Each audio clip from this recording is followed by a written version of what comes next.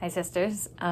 So today we are going to talk a lot about unity. The two talks that that I was assigned to teach on are titled "By Union of Feeling We Obtain Power with God" by Sharon Eubank, and "Hearts Knit in Righteousness and Unity" by Quentin L. Cook. I've struggled a little bit to really talk about this lesson because I feel like there's a lot of things that are not with unity in the world today, even within the church, and I think that some of those things that cause people to feel a lack of unity, I've experienced personally, and so it feels like an interesting thing to be teaching, especially in this format, because if we were in a classroom in person, I could just get a discussion going. But here, I guess I have to share a little bit more of my personal experiences and feelings with it, and I'm not completely sure how unifying those thoughts will be. So, anyway, I hope that there's the Spirit here with us and that you can learn something from it. So the first thing that comes to mind when I think about unity in general is I've actually been thinking about how disharmonious the past year has been. Being married to someone who racially is from a minority, I've had some really personal experiences where I have felt a lack of belonging or special treatment, but not in a good way. Not necessarily specifically within the church, but definitely within the United States and this country and how policies and things are. So one thing that really stuck out to me about the talk by Sister Eubank is she talked about a family that was not they weren't members of the church, but they went out to visit members of the church in Utah when it wasn't a part of the country yet, and she was so surprised at how equal this woman treated every person that came into her home, whether they were European immigrants or like herself or Native Americans. And she not only would treat everyone equally, but she and her children also learned the dialect that the Native Americans were speaking. And I think that was not the most common occurrence back then. It didn't seem that way by the story. And it takes a lot of effort to learn another language, so I can't think of another way to be more respectful of another culture and to unify people, even not of the same faith that you're in, but just to lend in a hand. But anyway, there's a quote that I wanted to start off with by Joseph Smith, and he said, supposing that Jesus Christ and the angels should object to us on frivolous things, what would become of us? We must be merciful and overlook small things. It grieves me that there is no fuller fellowship. If one member suffer, all feel it. By union of feeling, we obtain power with God. And I think that that's the ultimate goal of the church and of its members, is that when one of us sorrows, we all sorrow. When one of us is with joy, we all have joy. And that's the ideal state of being. And I believe perhaps that's what we're aiming for, because that's what the next life will be like as we live the law of consecration. But when he says we must be merciful and overlook small things, it seems like sometimes small things aren't small. Something that should be small, like the color of your skin, can really determine a lot of things. And I think that's what he was referring to. I'm sure there's other examples,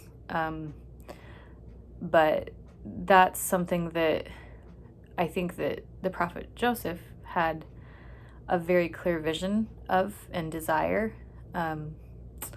And I think that we continuously are still struggling to find that as a church body.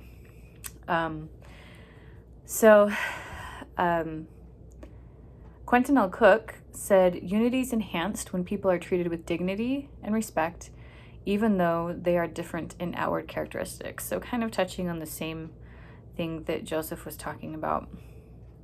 And he also said, unity is a broad, comprehensive term, but most certainly exemplifies the first and second great commandments to love God and love our fellow men. It denotes a Zion people whose hearts and minds are knit together in unity. And I thought this was really interesting, what he says next, which is unity and diversity are not opposites.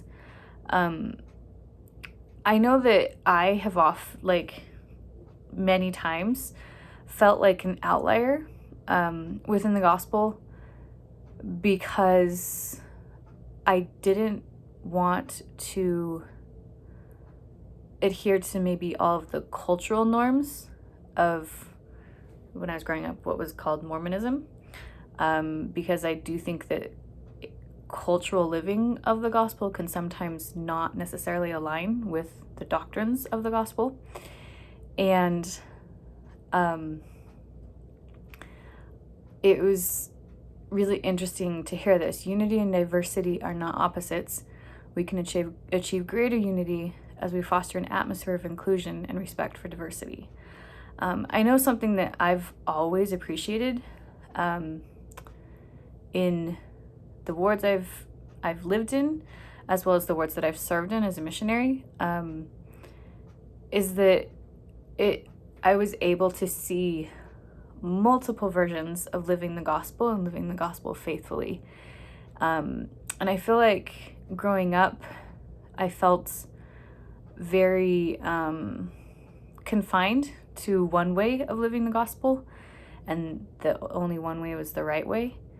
And while I think that there's, principles and doctrines that are necessary to adhere by, I think that the expression of those principles and doctrines is not unanimously one way.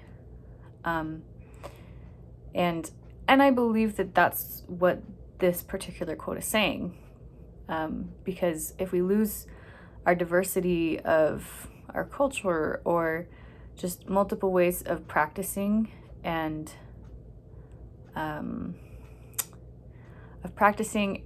observing the doctrines that are taught,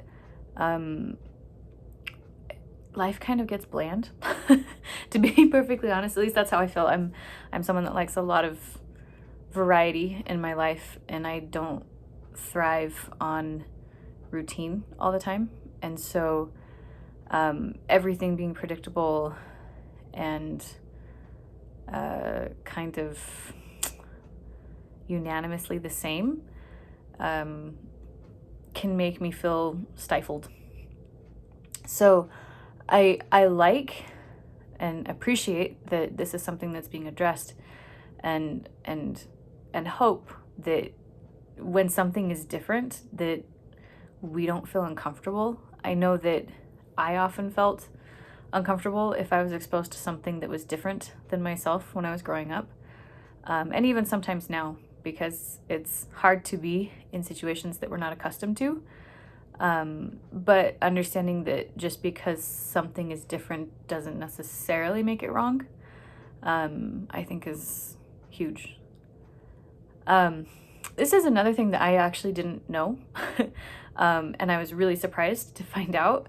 But there's another thing that that Quentin L. Cook said in his talk, He said, wards and branches in the Church of Jesus Christ of Latter-day Saints are determined by geography or language, which that I did know, not by race or culture.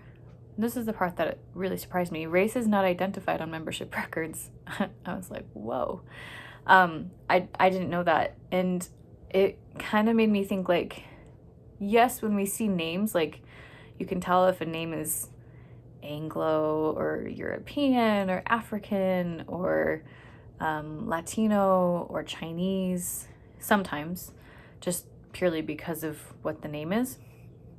But how interesting would it be if, you know, the United States Census didn't ask what your race was? If we didn't even have those labels. I know there are other countries that are similar to our country, that is kind of this mixing pot of a lot of people from a lot of different countries. Some it's their first generation, some it's their 12th generation, but regardless, most of us are immigrants here in the United States, in one form or another. And how different would our experience be as citizens of this country if race is something that weren't identified on our birth certificate? Or I don't even know if it's on your birth certificate. I guess I should pay attention. But I do know that every time I fill something out, that's a question that's asked for me on my driver's license and on, you know, any kind of legal document. It would be interesting to see what would happen if that label was taken away. I know that my husband, who's Nigerian, it's been really interesting to experience some of this racial diversity kind of secondhand through him, and in some ways firsthand, just because we are a family unit. But it's been really interesting because in Nigeria, they don't have people of European descent. It's purely African descent. And they don't have racism because they're all the same race. And so it's been interesting to watch him experience this new identity that he may not even particularly align himself with or understand, that has just, you know, in the last 3 years since he's been in this country, it has now become a part of his identity that's put on him by other people. So this really struck me as race isn't identified on membership records, and how cool that would be if race wasn't identified in general. I particularly am someone who ascribes, I don't say that I don't see color, because I do 100%. That's actually part of what is so attractive to me about my spouse, is that he is different than I am, and I love that. So I definitely see color, and I appreciate it, and I think it's beautiful, and enjoy it. So there's another part of Quentin L. Cook's talk. He said, "The culture of the gospel of Jesus Christ is not a Gentile culture or a Judaic culture. It is not determined by the color of one's skin or where one lives. While we rejoice in distinctive cultures, we should leave behind aspects of those cultures that conflict with the gospel of Jesus Christ. Our members and new converts often come from diverse racial and cultural backgrounds. If we are to follow President Nelson's admonition to gather scattered Israel, we will find we are as different as the Jews and Gentiles were in Paul's time. Yet, we can be united in our love of and faith in Jesus Christ." And one of the ways that he mentions that we can do this is that the temple unites us in special ways, because it is something that we can all experience and enjoy and receive blessings from, regardless of these other things that make us different, that Joseph Smith considered to be trivial and small.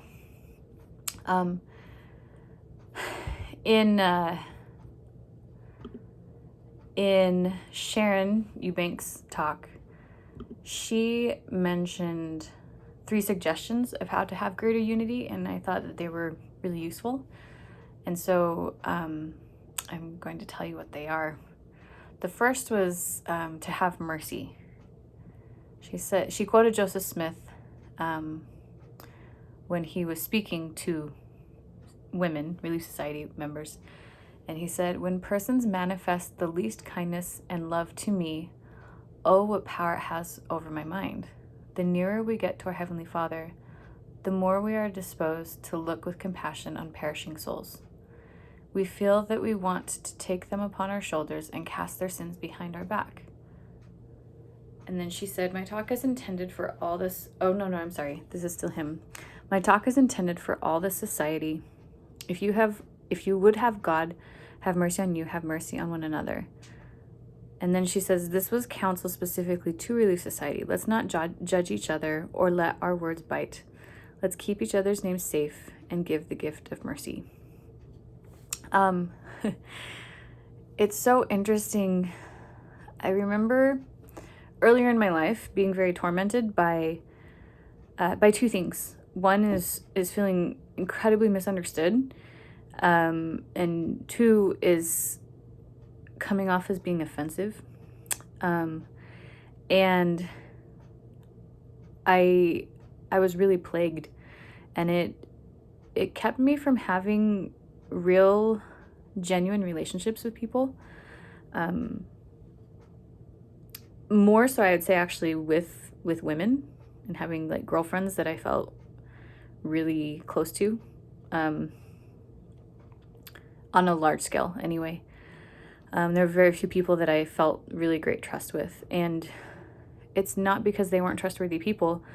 It's because I wasn't willing to be merciful and assume the best of people. And when we assume things that we don't know, it definitely drives away unity. I personally really try to ascribe to just assuming that people are doing their best and that they have my best interest at heart, and that may not be true. But I have found that by approaching the world with that vision, I more often than not am a much happier person. I have much more genuine relationships with people. I have more relationships with more people that are meaningful, and sometimes I get hurt, but there's so much more that I've received and gained from all the other positive experiences that I've had, that it's okay to get hurt a couple times. And being more merciful with myself it helps me be more merciful with others. I don't remember the last time that I was like truly offended by someone, because I don't think that people set out to offend me.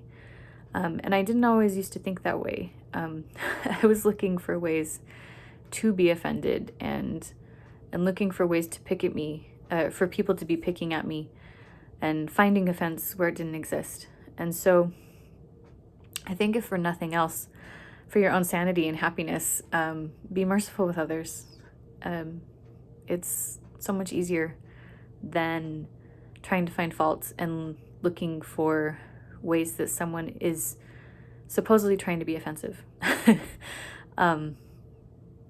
So that's my take on that. The second thing that she said is make your boat swing, which is actually, it comes from an experience of a rowing team that went to the Olympics, from small towns, I believe.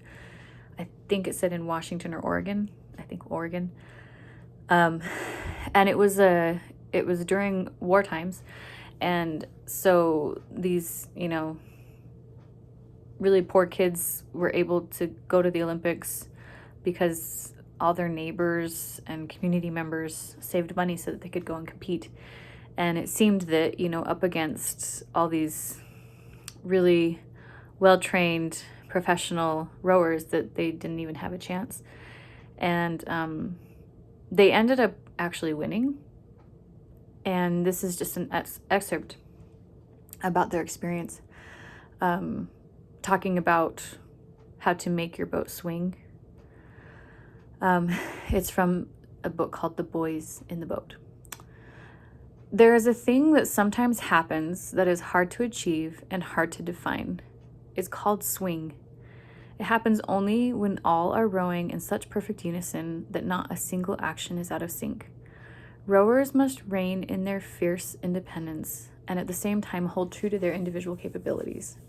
Races are not won by clones. Good crews are good blends. Someone to lead the charge, someone to hold something in reserve, someone to fight the fight, someone to make peace. No rower is more valuable than another. All are assets to the boat, but if they are to row well together, each must adjust to the needs and capabilities of the others.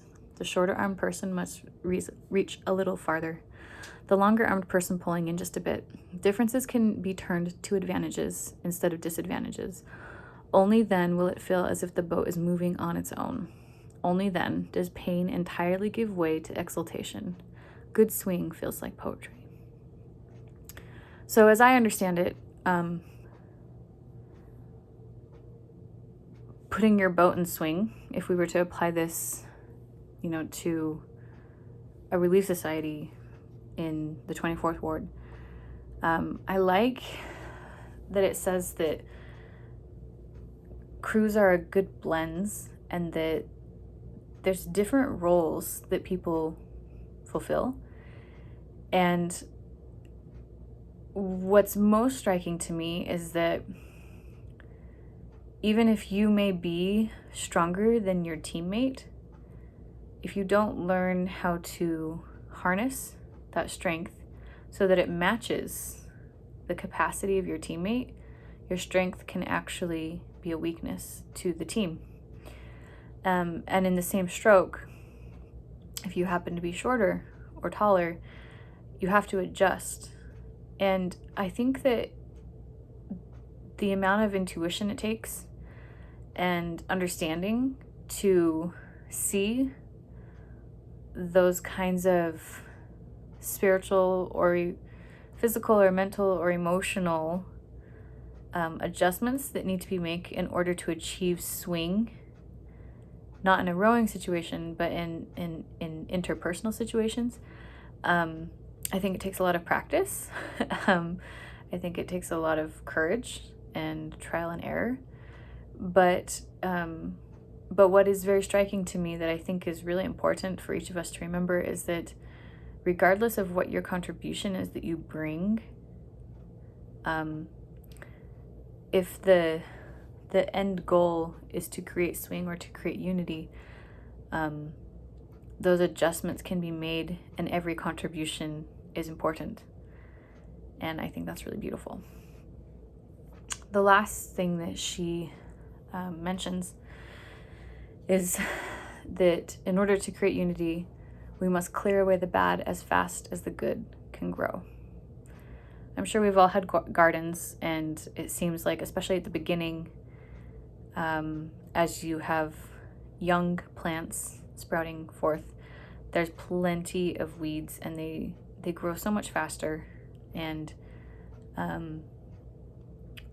so getting them to pull away as the real plants come on is a task. But what I thought was interesting about this is she said unity doesn't happen naturally. It's something that we have to be mindful about cultivating. And I guess I just hadn't thought about it. I mean, it makes perfect sense when I'm reading it, but it isn't a natural occurrence, and I think that we all have to be mindful of it if it's a goal that we want to achieve. She also said that we're never alone in our efforts to create unity, and she also said that I believe the change we seek in ourselves and in the groups we belong to will come less by activism and more by actively trying every day to understand one another.